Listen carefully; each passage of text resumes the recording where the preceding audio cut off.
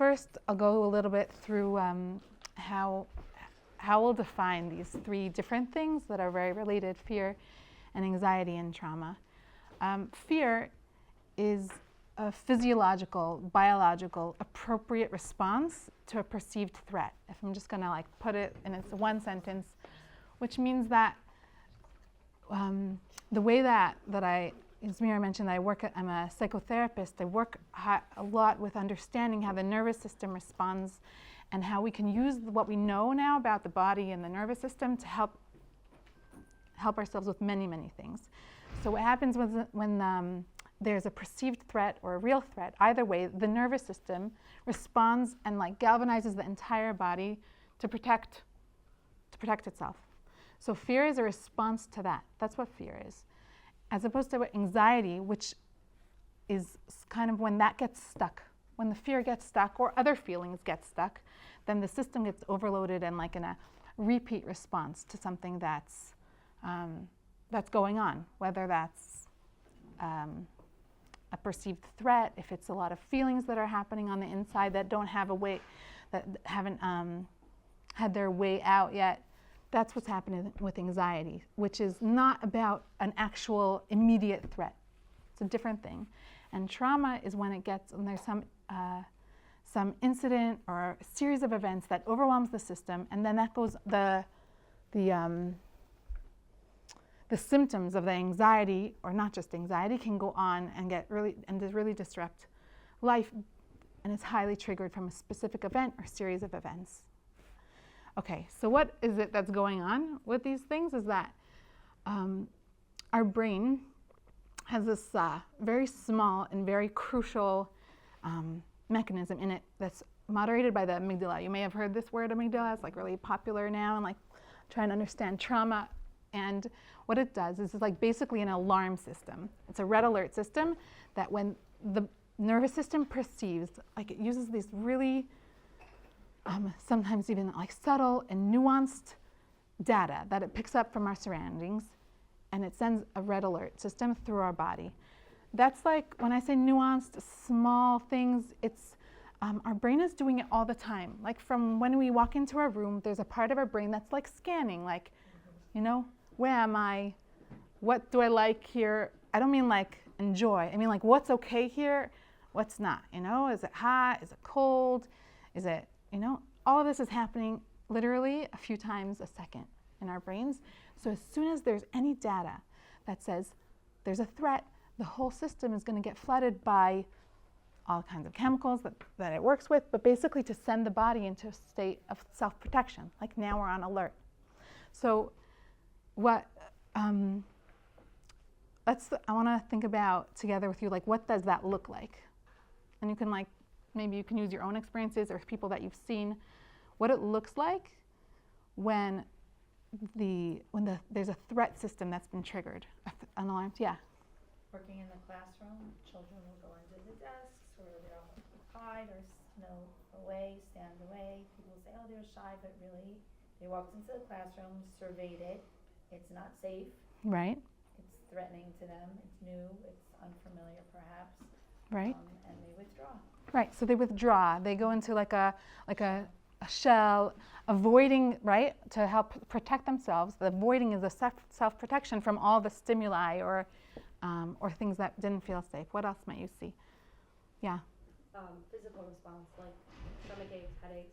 Mm-hmm. I just Right. got a call literally just now from my daughter who is touring a high school. She's going into 7th grade, so not high school, and it's not the school she wants to go to, and the girls are very different, and she called me freaking out. My head hurts, my stomach hurts, and knowing this child, what she's telling me is, I'm not comfortable in this situation. Get me out of here. Right. Get me out of here. Right. She's calling for help. Yeah, to get me out of here. Deal with it, I'm in here, So she had like a really adaptive response to help her with like what, you know, in the attempt. So she's not gonna be able to pick her up right now, but she reached out for help, right? She called for help, and the physical symptoms that she was calling with were her stomach and her head. Right.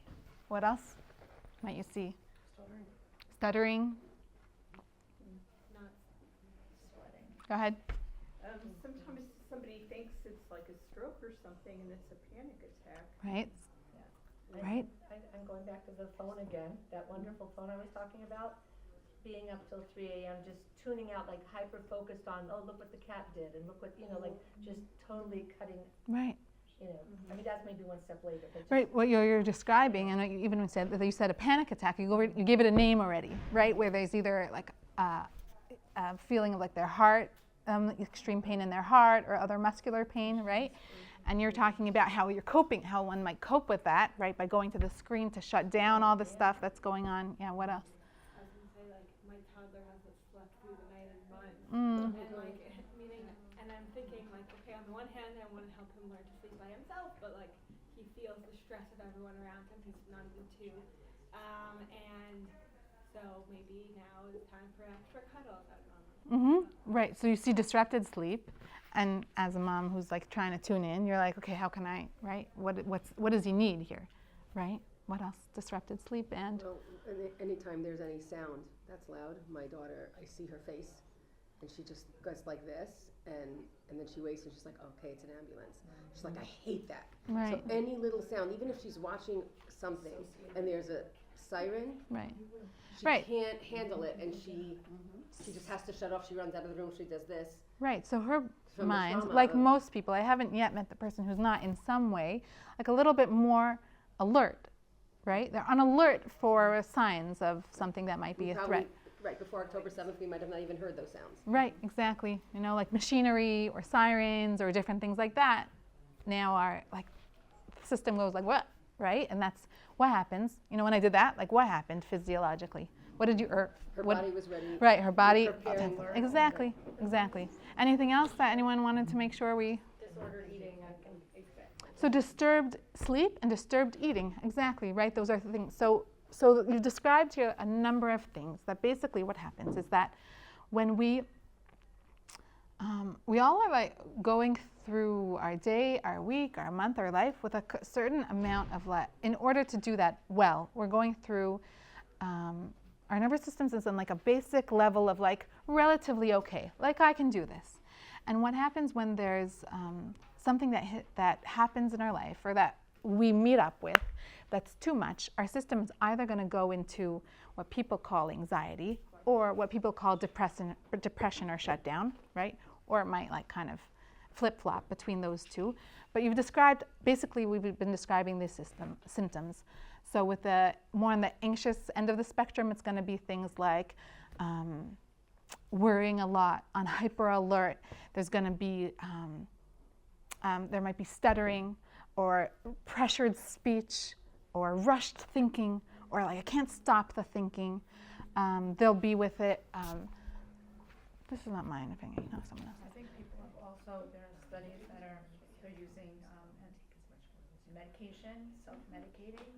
So these are ways of coping with it. First, let's go through I appreciate it very much. That there's going to be, there's pressured speech, there's pressured thinking, there's like an overall urgency of like, I must, like I have to, whatever the end of that sentence is, it doesn't really matter. That is how the anxiety will show itself, as opposed to like no interest or like I can't get myself out of bed or just the only thing I can do is like look at the screen.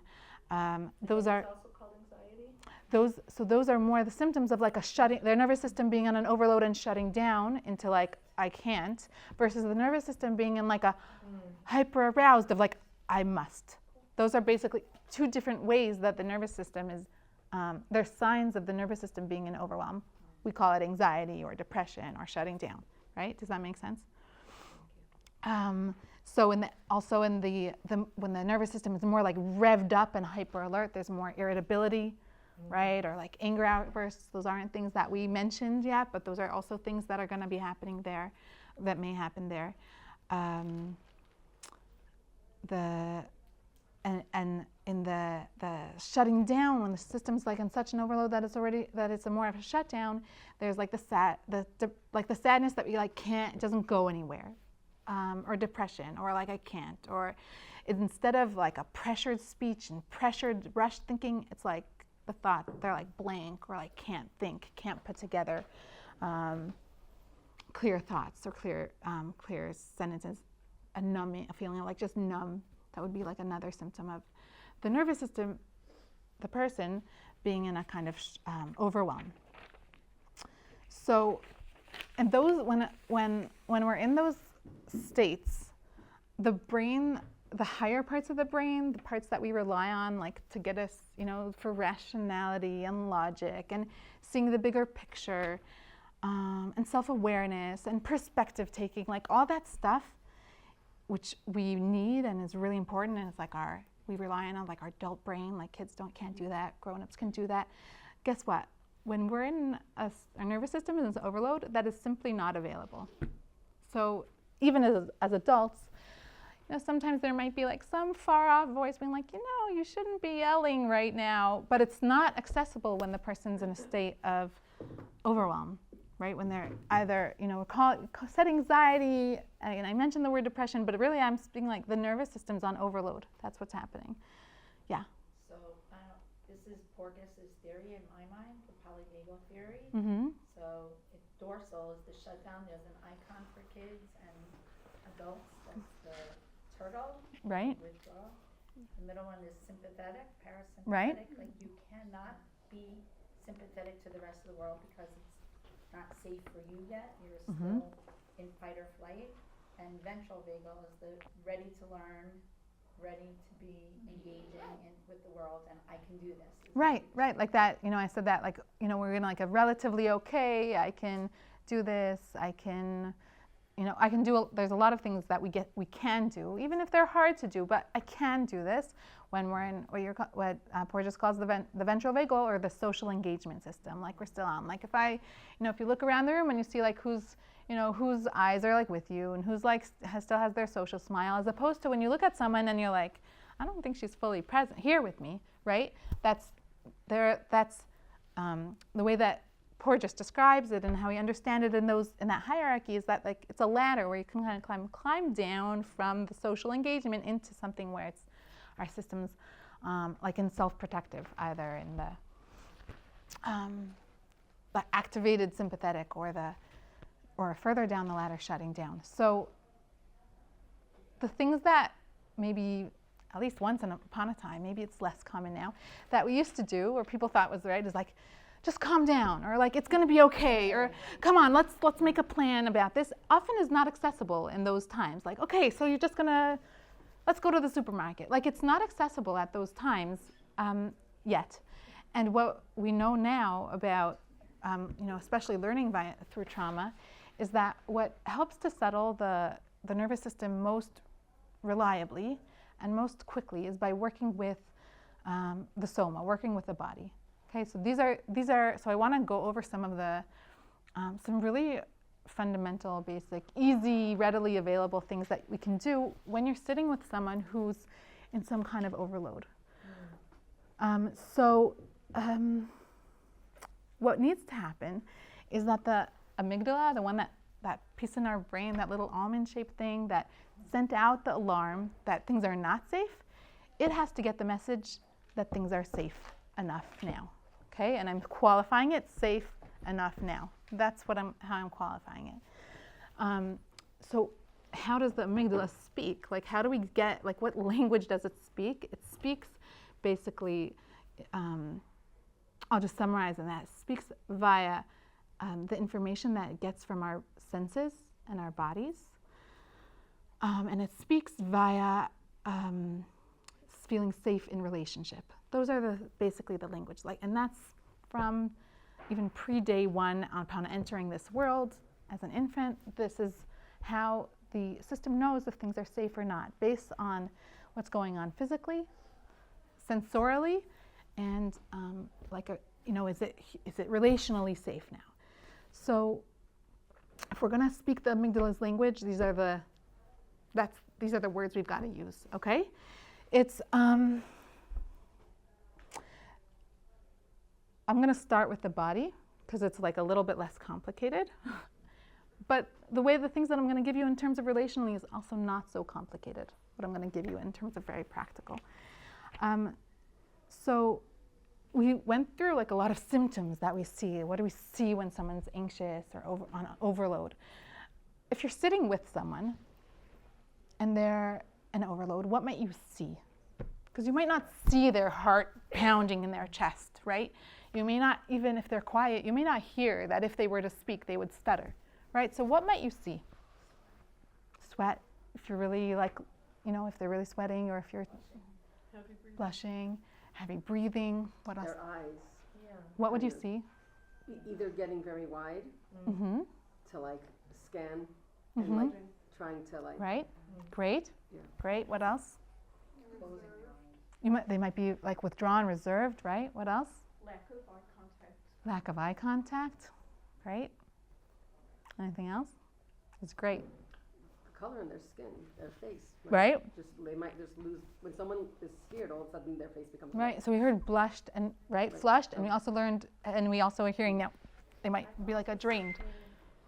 During interviews or something, girls like really pulling at their skin on their hands Mm-hmm. or shaking something or ripping something. So what do you think is meaning what? So then what is that happening? Is there's the muscular tension, right? That there's coming The out. eyes are big, they're really focusing, and there's something just going on. I'm gonna start with the eyes because it's been mentioned a couple times. Where are they looking? You said not eye contact, but what if you're just looking at their body language? They're looking for safety. No, but where are their eyes going? You said one is like they might be scanning, and that's like one option. What's the other option that might be? Association, The- looking down. Down, like away, not eye contact. They're not with you here, right? It's usually off here. Dissociating, you might also get it like higher up, but it's usually not. It's not with you, face to face. Usually, when I'm not going to make a hard, fast rules about it. So one of the things that we can do to help is by what we call it in psychotherapy, we call it orienting. You don't have to use that word, but basically it's coming, like really inviting them to really check where they are right now. Because if they're scanning the room with their these wide open eyes and they're still in a overload state, it means they haven't really seen where the room is, right? Because in this room, thankfully, right now, if I look around, there isn't immediate threat here, right? But if I'm looking, then I'm not all the way here, right? So that's one thing you can do is like, you can, find the words that kind of fit you, but like, could we just take a moment and check where we're at, like where we are right now, and, like there's a picture there, someone's got vegetables in front of them, like just really. One entrance. So then, Enough yeah, entrances. yeah, I see the door. You're asking them to describe what they see. If they can verbally do it with you, great. Even if they don't, and I'm doing it, like I'm saying, as I'm with them, like, there's the door, being able to. There's a picture. I can like, maybe count the coffee cups on the table, something where they are like. Grounding. It's a grounding technique. It's orienting because this is something that the brain is doing all the time, checking for safety. So you're using that to help them with it.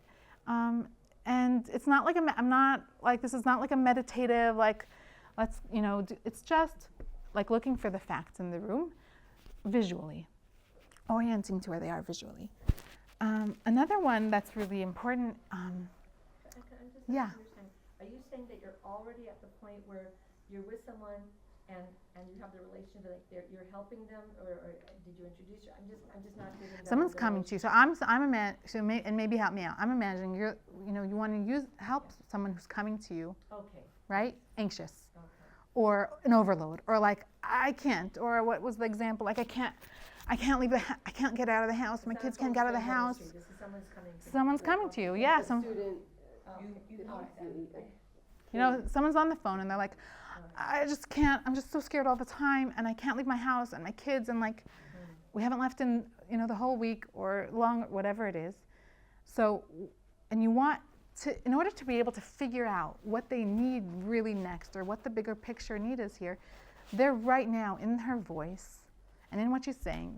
She's right now in an overload. There isn't like, okay, guys, let's make a plan. Like, what do you? That's not, so first thing is you need to help her system to slow down a little bit. That's the next thing that I'm going to say is slowing down. Okay? One of the hallmarks of anxiety is that the speech is rushed. You can't get a word in, they're speaking loud or fast, right? And you can even, if you do it in your own head now and just like imagine that and then just slowing down helps you. The person on the other end of the line who wants to help the person who's really anxious on the line slowing down. Because when they're in an anxious thing, they're also sending out a lot of rushed, pressured, emergency, and like that's what it feels like. This is an emergency. She hasn't left the house and she's, right? First thing is slowing down. So you can slow down your speech. You can lower your voice, right? And if you want to, and if they can do this with you, asking them to, if you can physically slow them down, it'll help even more. Their mind slow down and their nervous system slow down. Like a really easy, quick way to do this, if you want to do it all with me now, that would be great. Start your hands like somewhere above your shoulders. And you need your elbows off the table to do it. What you're going to do is you're going to lower your hands very slowly, as though they're moving like through, maple syrup, okay? Like really, really slowly.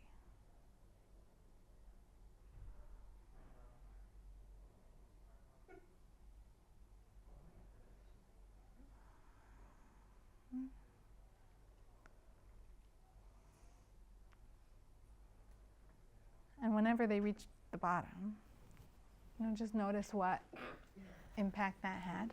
Breathing. What happened in your breathing? So this is a somatic move? Mm-hmm. Soma just means body. So yeah, it's a somatic move, right? It's slowing. When you slow physically down, then everything inside slows down. Your breath will get deep. Your breath will generally get deeper. Your heart rate will lower, which means if the person you're speaking to can do this with you, or can see you doing it, and there's all this cool stuff about mirror neurons, but even if they can see you do it or hear your voice slowing down, that will help them. Okay? Another really great one is movement. Movement, because when we are in overload, often what happens is, especially in like the overload that's going into shutdown, is it can't move.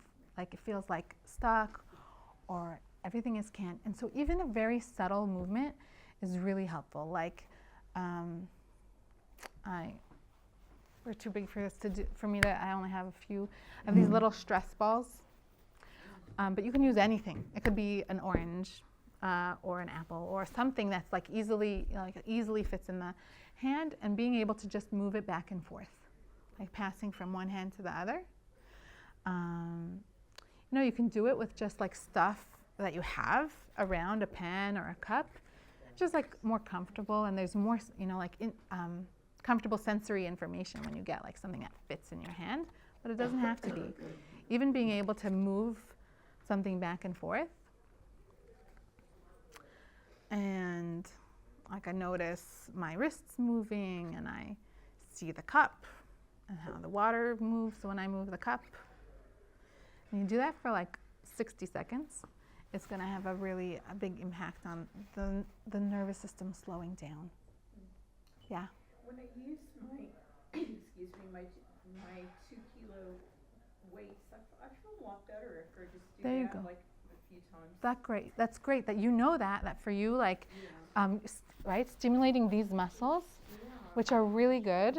Really, if you stimulate these muscles here, and also your thigh muscles, very large muscles in your body, they really, if you wake them up, if you stimulate them, then they're also going to help you with big feelings. Yeah. Said rocking. Rocking. Rocking, standing. So Stand with you and rock. right. Like co-regulating, right, the rock, but your feet are different. Like shuffling, like is it Not the whole body, No. still, it's the feet. Oh, just that's on the feet can go back and So forth. what's different, right? And what's something that's similar in this and this and this is that it is intentional movement, which means that it's sending the information to the amygdala that you're okay now, which is different than rocking that's unintentional. I'm not saying that that's bad. I'm just saying in terms of a tool, right? Rocking or shaking or ripping paper that's unintentional. Like if there was someone ripping paper and I thought that maybe that they're, if they wanted some help, and would say like, make that ripping more intentional. Can you like feel your fingers like doing it? So that there's an intentional movement, it sends the message to the brain. Or their skin. Right. That's not. You're not doing it then. Right. That's the nail biting. So if someone is coming to you and saying like, I'm really anxious, and you see them doing like that, you might say like, hey, I have got this silly putty, or I've got this, you want something, whatever it is you have, and it depends, which context they're coming to you in, what you're going to offer them. What else do I want to give you? Yes. What if someone's in a more panicked state, they can't take in your recommendations? Right. So. They can't hear you. Right. So if they're in a full panic, there's not much you can do except be there with them. Like when the panic is in full blown, you're there to use this last one on my list. I'll say one. I'll go back to one more. Is your voice. I started with the pace of your voice, but your voice is a really important resource. So you being able to say like, I'm here with you. It's gonna pass. I'm here with you. This is just a panic attack. That's what's going to be important till that wave has passed, because there isn't. You're right. They're not going to be able to do something very, very different yet when they're in a full-blown panic. But if it's before the panic or on the way down, yes. I'm sorry, but deep breathing together If they can do that. Some people breathing is like a focusing on their breathing specifically is triggering, I'll just say. I don't really love the word, but some people that is. Can you, with the voice thing, can you ask them to repeat after you so that they are using their voice to modulate whatever? If they can do that, great. And I'm saying like your voice and like a steady, calm, clear voice is in itself a resource. If they can do that, if they can say things after you, great. But it's really just to help them ride the panic. That's what that is about. You're safe here. It's gonna pass. And Is it empowering for you to say, you got here, like realize what you did for yourself? so after the pass, once they've like over the hump and being like, after you're, I say things like you're still alive. You're still, like you got it. You're here. But the main point that I'm using now is your voice and your pace. One of the other things too, they say right away, is to give them water. Because the water dilutes the chemicals that you talked about originally. What's happening in the body when it has this intense fear response is that all these chemicals are being released, okay? So you need to dilute it. So there's so many things you can do. I'm specifically focusing on the things that are going to help the amygdala receive the information that right now we're safe enough for now. So there's a lot of things that are happening when we're drinking water. There's a lot of sensory information. If the esophagus and is working, that's important information for the amygdala, because when we're in a trauma state or a panic state, all the blood is leaving the digestive system and going elsewhere. So when you're stimulating a lot of different things. So there's tons of things you can do, but basically in a panic, you're waiting for panic to ride that. Yes. So one of the things that we try to do, I have a 9-year-old, and the anxiety has obviously been high the past few months, is when she's feeling it, whether it's about the war or a siren or something else, when I see her, I'll say, tell me 3 things that you could see. Right. That's so orienting. that she's able to like, oh, okay, I see the blue table and I see, the red picture. And then we'll go to, okay, and what can you hear? So that this way she's tuning into the senses and she's starting to feel. Right, exactly. This is sensory information. So I'm saying that's something that you can do when the person's getting towards a panic mode, or sure. There's like I remember if you want to remember those things, it's like it's got 5 senses. We go 5, 4, 3, 2, 1 through the senses. 1 is going to be the one that there's going to be the least for, like taste. Or smell might be, like a 2 or 3. But it doesn't really matter the order, except that vision and touch are going to be the high, and vision and touch, maybe sound, are going to be the higher up there, like the 5 and the 4s. and then usually it's sound and smell and taste. Mhm. But those, so what that is doing is that it's giving very concrete information to the amygdala that they're safe now. Like this, right now, physically, it's okay, enough. Another one is, where are we on time? Is Mira here? I don't know if we're ending. It is, Yeah. it's almost 12:40. Right. So lunch is in a couple minutes. So I'm going to give you another one that's like a really good when their system is really overloaded. There's different ways of using self-touch. And there are many. I'm going to give you like one right now.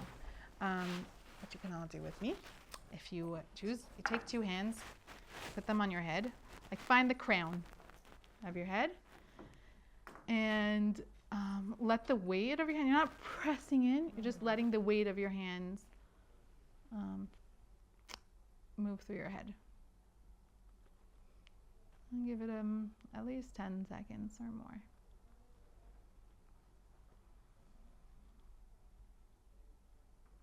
Let's see if you can notice what that does. Very good. Some people are really liking it, so take your time to enjoy it as long as you like it. Grounding. Yeah, grounding. What else? Hang on. What else did you notice? Anyone? Sleepy. So it settled something in the way down, right? I noticed my breath got deeper. I don't know if anyone else noticed something like that. Yes, what was your question? I found that there are 2 spots in my head where when I push them, I feel more relaxed. Yeah, great. I'm not sure if there's a name for that. I don't know enough about, but there's so many different things in terms of pressure points, and but yes, absolutely. So if something works for you, then it's great. You know, these are like the top of the head. Yeah. You said that it's not just, you said only head, it kind of feels like a self-hug. Yeah. It feels like a protective Yeah, bubble. there you go. Great. Yes. So some people will just say like, no, I don't like that. But if it works for someone, then great. I'm not giving this like, this has to work for everybody. These are things that really work for a lot of people. And really the most important thing is that that someone comes away with like 1 or 2 things that they're like, oh, okay, when I'm really feeling like overload, I can do this thing. And it works pretty well, right? Usually you only think of it after. Well, I'll tell you that if Like, you do this thing where you're slowing down. If I'm slowing down someone else, but if I'm the one that's in panic and no one's around, I don't know if I'll remember to do. So what I loved was whose daughter, was your daughter, right? Called for help, right? And that is it's the first line of, let's say, like of self-protection that our nervous system goes to, and it's so important. So when someone says, you said something earlier, like saying you got here, like being able to say like, wow, I'm so glad you reached out, and that reaching out is okay and appreciated, or it's a value, that is actually the first line and the word is not defense, it's the first line of self-protection that a person goes to, is reaching out, and it's really, really valuable. I think this, there it went. That's why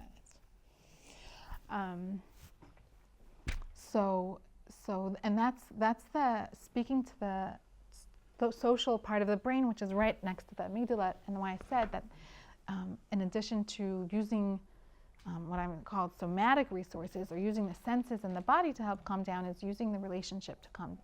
Just the fact that this is safe here right now. It's not exactly what you're talking about right now, but I just see you have a good wisdom on this. I wanted to ask another question.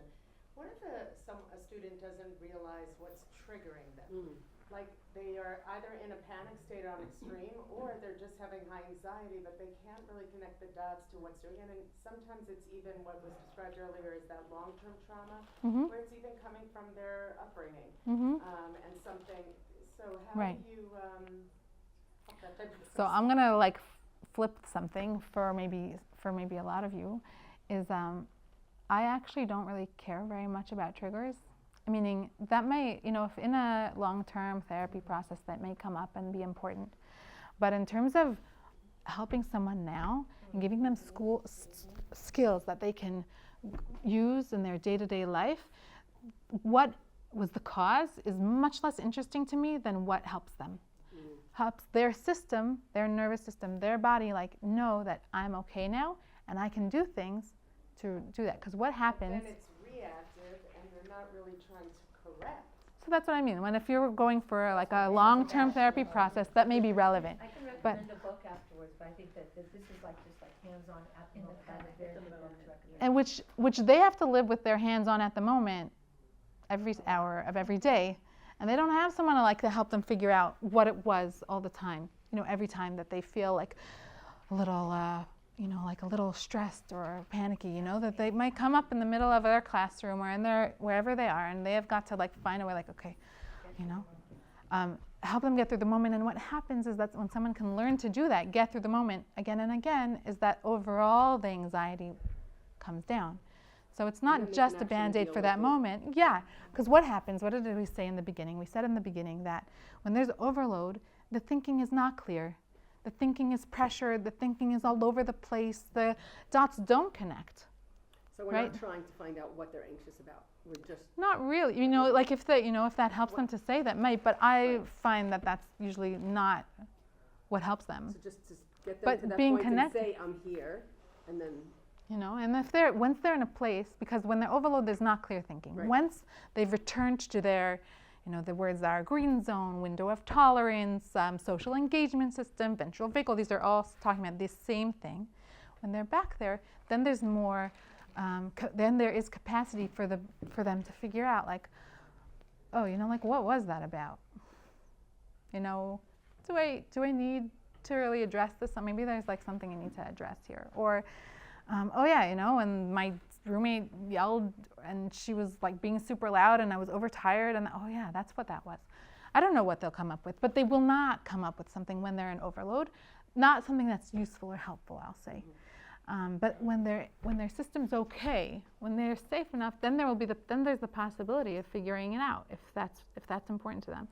But it's true that, like you said, if there's things that are really old, it's going to be really hard to make sense.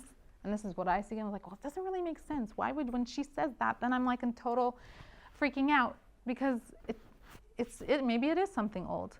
So it's not going to feel like a satisfying connect the dots, because it doesn't make sense in that moment. And that's really something important that you're bringing up, is that this war, and any time that there is a sudden overload or a trauma, different ways that we respect, what will often happens is that it will trigger some childhood traumas, if there are any. So that's kind of expected, that understood. That's very common that will happen.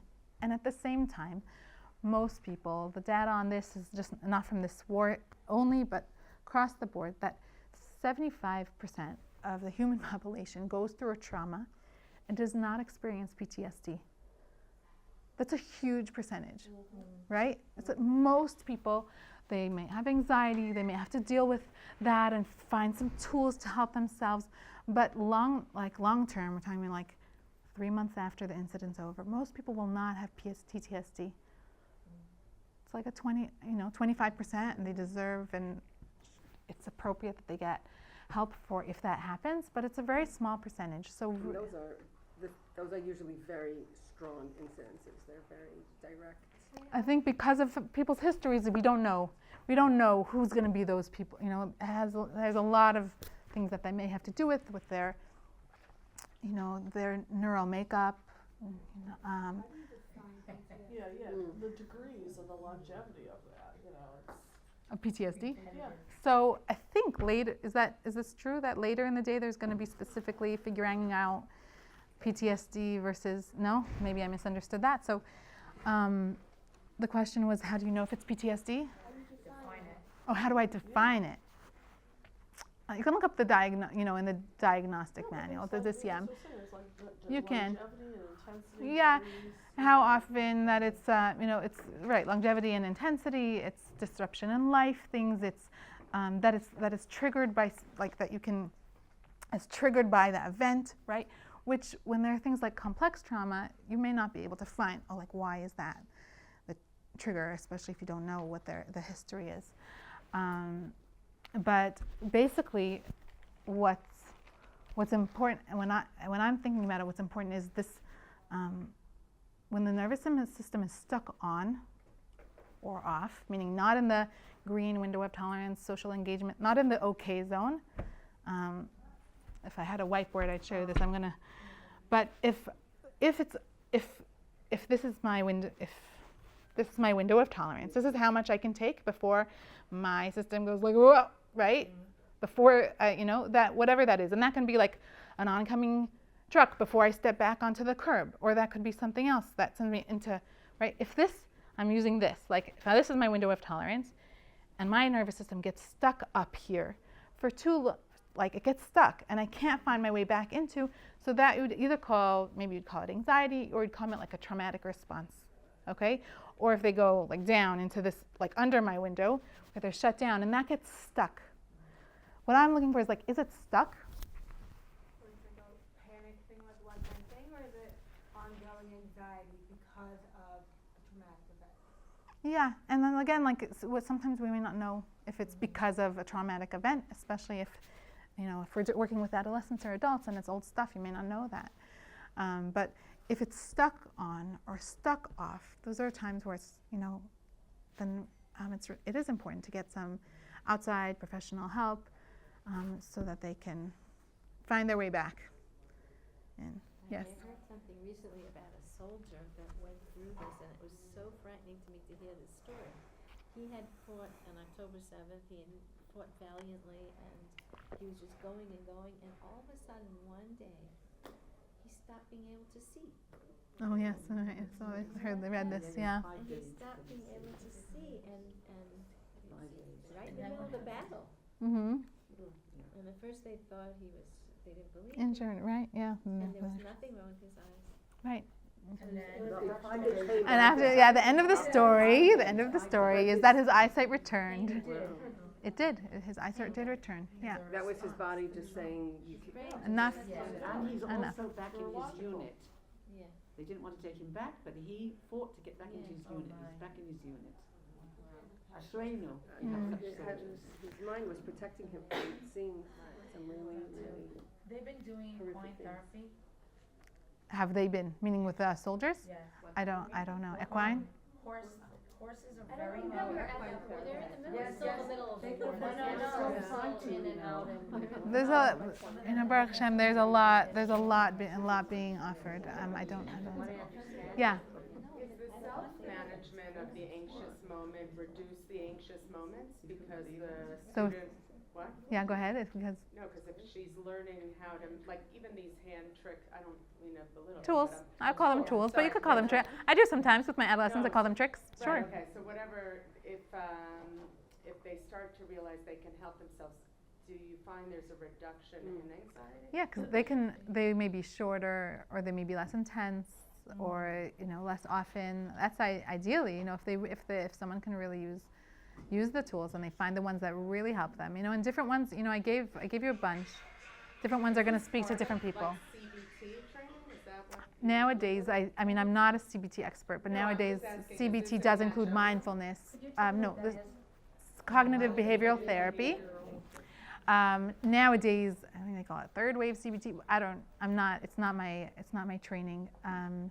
Does include mindfulness, which would include body awareness. These are specifically interventions that you can use that are based on the nervous system and the body getting the information that it's safe now.